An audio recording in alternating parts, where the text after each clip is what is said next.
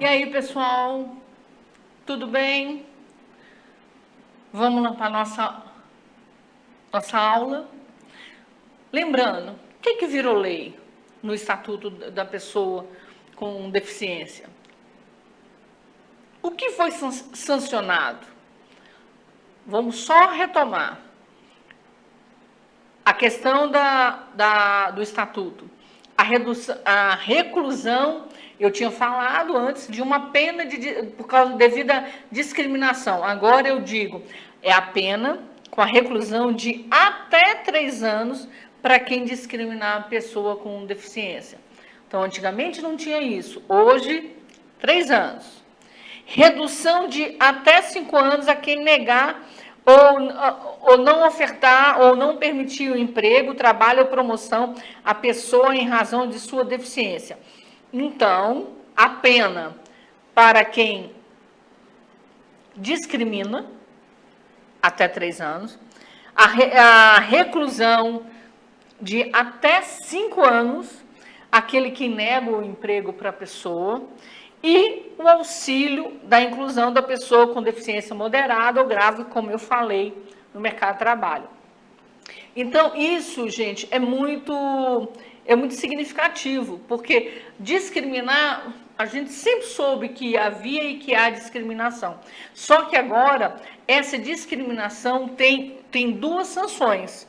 Uma, quando é a discriminação em relação à pessoa com deficiência, que é até 3 anos, e a outra é quando a discriminação, quando é a recusa, quando nega a obstrução de emprego ou trabalho ou promoção a qualquer pessoa com deficiência por causa da deficiência. E essa reclusão é até 5 anos.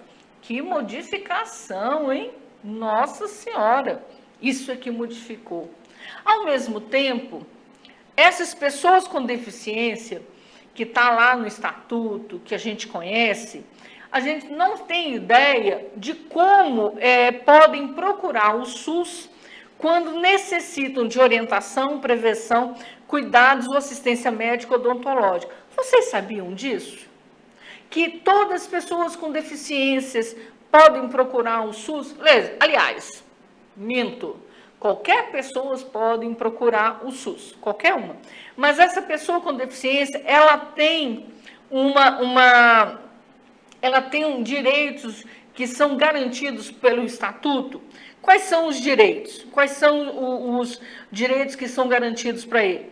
Encaminhamento para serviços mais complexos. Receber assistência específica nas unidades especializadas de média e alta complexidade. Terapias e reabilitações físicas, auditiva, visual e intelectual. Ajudas técnicas e meios auxiliares de locomoção de que necessitem, complementando o trabalho de reabilitação. Visita dos agentes comunitários de saúde. Por que eu trouxe a questão do SUS? Porque muitas vezes as pessoas não entendem que se ela precisar de um aparelho auditivo, de uma cadeira de roda, se precisar de alguma assistência, o SUS dá. O SUS permite. Você vai no posto de saúde perto da sua casa, você procura, e a pessoa com deficiência tem direito. As pessoas não têm ideia de como o Estatuto da Pessoa com Deficiência, de como essa lei garante a elas essa acessibilidade, esses serviços, essas assistências. Assistência a pessoas, visita de agentes comunitários dentro de casa. Eu sei que quando falamos do SUS, eu estou falando no Sistema Único de Saúde para todos, mas existem coisas, situações pontuais que se você tem uma pessoa com deficiência em casa, ou você conhece alguém no seu vizinho, na sua região, que precisa, encaminha. Lá ele tem que ter uma assistência médica odontológica, lá ele vai ter alguma prevenção, algum cuidado, lá ele vai receber assistências, quando ele fala de média e alta complexidade, eu conheço uma pessoa que ela é cega e por causa de diabetes ela teve problemas de rins e aí hoje ela faz hemodiálise. E é o SUS que cobre essa parte de hemodiálise, de tudo, porque ele não tem condições financeiras para manter isso. Então, ele é cego, devido a questões diabéticas, ele teve um problema, e que com esse problema ele teve que está fazendo até hoje, atualmente, a hemodiálise. Ele vai ter que fazer uma cirurgia, um transplante de rins e de pâncreas. Então, é o SUS que está olhando, é o SUS que está vendo como é que vai fazer e tudo. Então, poxa, a pessoa com deficiência tem muitos direitos e nós é que não conhecemos. Nós é que não sabemos ou não entendemos o quanto esses direitos são garantidos. Tem também a questão do poder público, que eu quero que vocês entendam que nós temos direito de ir lá e fazer um trabalho. Temos direito de políticas públicas, de falar, de dizer. Eu trouxe essa foto,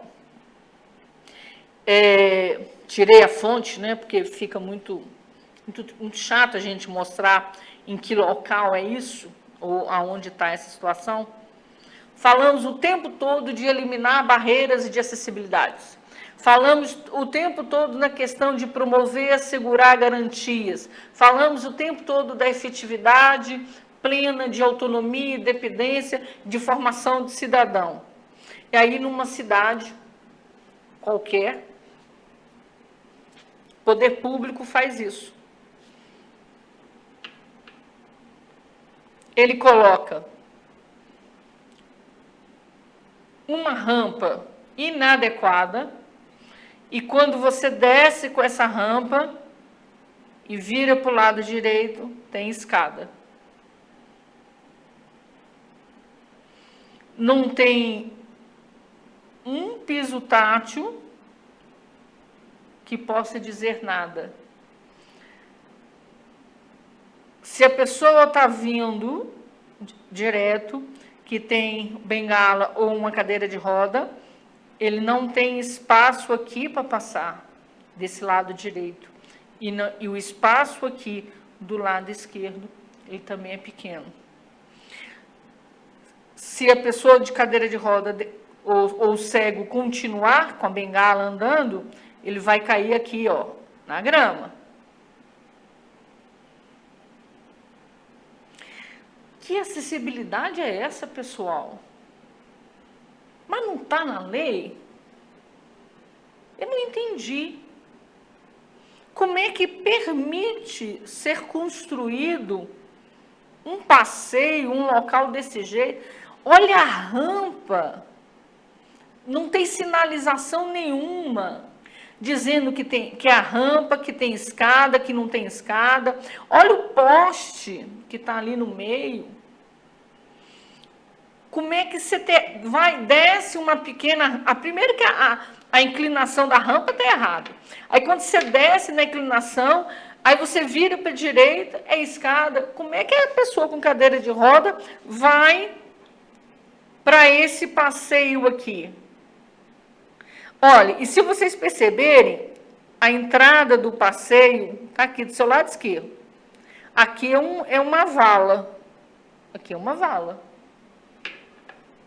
Eu fiquei olhando esse desenho, fiquei imaginando várias coisas. Fiquei imaginando a questão do poder público, que é responsabilidade administrativa. A mão de obra, quem fez isso, não deve ter tido ninguém para orientar.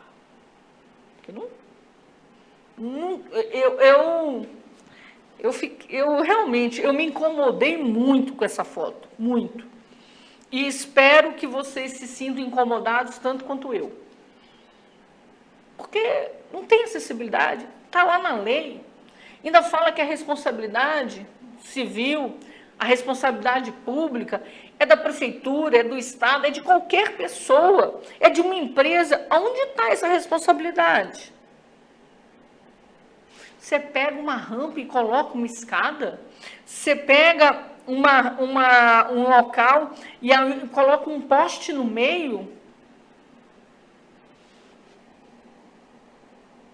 Peraí, deixa eu voltar aqui. Políticas públicas, tudo bem. Cadê?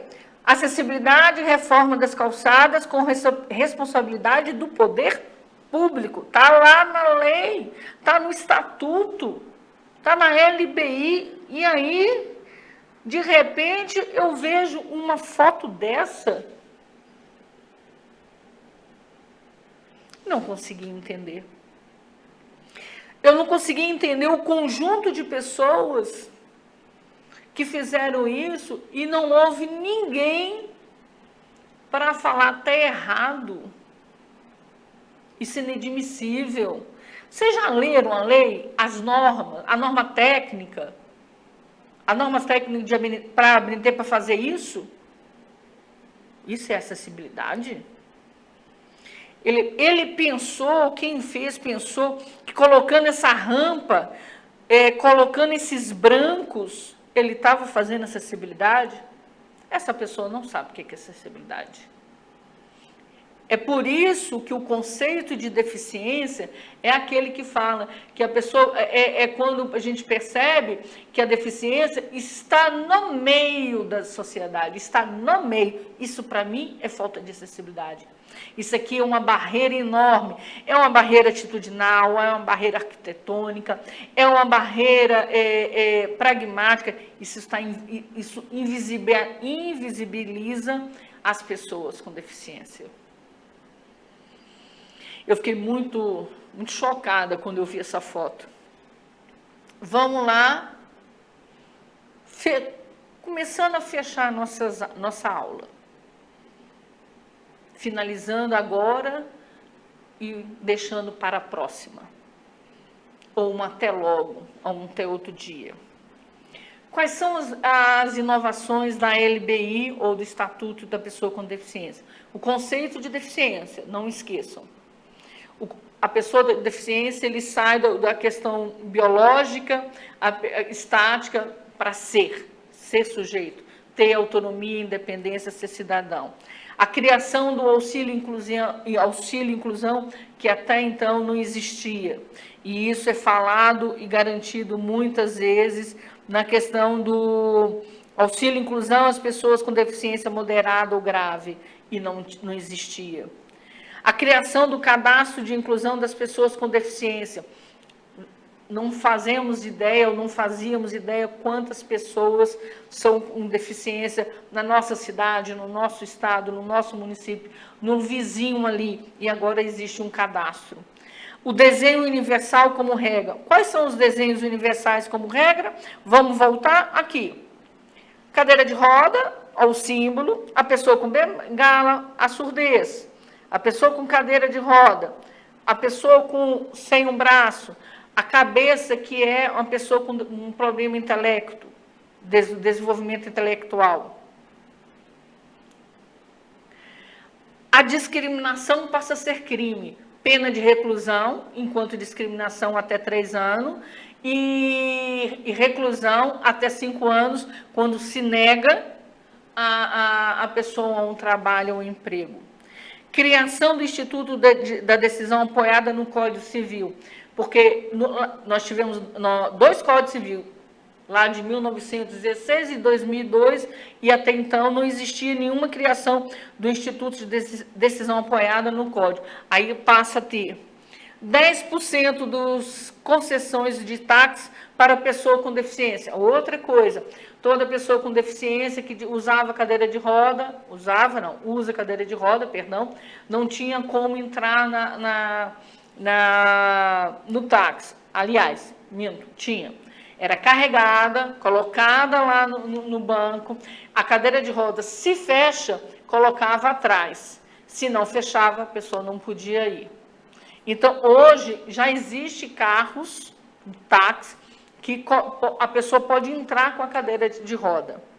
10% dos quartos acessíveis nos hotéis já existentes. Isso quer dizer que muitos dos hotéis, como eu falei, não sei a quantidade de hotéis aqui em Belo Horizonte, e muito menos aí nos interiores, aos nossos redores, mas assim, é lei que pelo menos 10% do número de quartos dos hotéis tenham acessibilidade. Acessibilidade de banheiros, de restaurantes, de intérprete de Libras, de Braille, toda uma questão de acessibilidade para todas as pessoas. Alteração do Código Civil a respeito da curatela. Muito bom vocês olharem isso. O que mudou a respeito disso? Avaliação multiprofissional e interdisciplinar da deficiência para reconhecimento de direitos baseados na CIF. O que acontece? É que a avaliação multiprofissional, ela não dava a oportunidade para essas pessoas a serem avaliados. Quem são esses multiprofissionais? Fisioterapeutas, fonoaudiólogos, terapeutas ocupacionais, psicopedagogos, atendimentos de AEE, nada disso era contemplado. E a interdisciplinariedade é esse diálogo entre uma escola municipal e um atendimento especializado, uma escola estadual e um atendimento entre o pedagogo e a educação e o psicopedagoga, entre o pedagogo, o psicopedagogo e a fono e a família. Essa avaliação multiprofissional, ela passa a reconhecer que tem um direito. É por isso que em muitas escolas hoje, essas pessoas estão lá. O ideal é que em todas as escolas municipais, estaduais, particulares, tenham essa equipe multiprofissional. Mas a gente sabe que ainda está longe de acontecer. Mas logo, logo vamos ver. E o trabalho com apoio. Esse trabalho com apoio, aquele que eu falei no glossário, vamos voltar lá. O que é esse trabalho com apoio? Opa, passei. São profissionais de apoio escolar que podem ajudar nas atividades de higiene, de alimentação, dos estudantes com deficiência. Essas pessoas, gente, são pessoas com deficiência que que realmente necessitam de mais cuidados. É aquela pessoa que ela tem uma deficiência, né? Uma deficiência física, utiliza cadeira de roda, mas utiliza fralda ou utiliza medicamentos. Então, tem esse trabalho de apoio ou com apoio, porque antigamente não existia isso, não. Hoje já existe, e isso faz a diferença. Eu procuro explicar que mesmo garantido por lei, assegurado por lei, por todas essas questões de Constituição Federal, de LDB, LBI, de declaração, de convenção, há uma diferença, ao meu olhar, entre o assistencialismo e o direito de, tá? Isso tudo aqui, pode alguém falar assim para mim, professora, mas tem coisas aqui que está mais para assistencialismo, trabalho com apoio, tem pessoa que vai trocar de fralda do outro, por que não? Você não está fazendo um assistencialismo, você está dando oportunidade àquela pessoa sair de casa e ir estudar ou ir trabalhar. Eu sei que é complexo, mas nós temos que mudar a nossa cabeça. Nós temos que fazer mudança aqui interior. E essa mudança parte de nós. E muito de nós. As políticas públicas estão aí. Na sua cidade, o que você está fazendo diferença? Já perguntei. Políticas públicas para as pessoas com deficiência. Já foi e já se conseguiu algumas coisas. Meia entrada, isenção de impostos, meia entrada de teatro, meia entrada de cinema, isenção de impostos. Um surdo quer comprar um carro, um deficiente físico quer comprar um carro, um cego quer comprar um carro, um autista, a família pode comprar um carro, mas como é que o cego vai comprar um carro? Não, o cego vai ter um motorista, uma pessoa, o pai ou a mãe, um motorista para dirigir, do mesmo jeito que a pessoa autista. Mas o pessoal que é deficiente físico, que tem uma cadeira de roda, ele pode comprar. Os impostos vão variar de acordo também com a deficiência. E que tipo de carro, tudo isso, vocês olharem na concessionária, eles podem te explicar melhor do que eu agora. Aposentadoria, habilitação e reabilitação profissional. Cotas de emprego, vagas reservadas para concurso público, o BPC, que é o benefício, o auxílio com inclusão, o passe livre interestadual, antigamente não tinha isso não.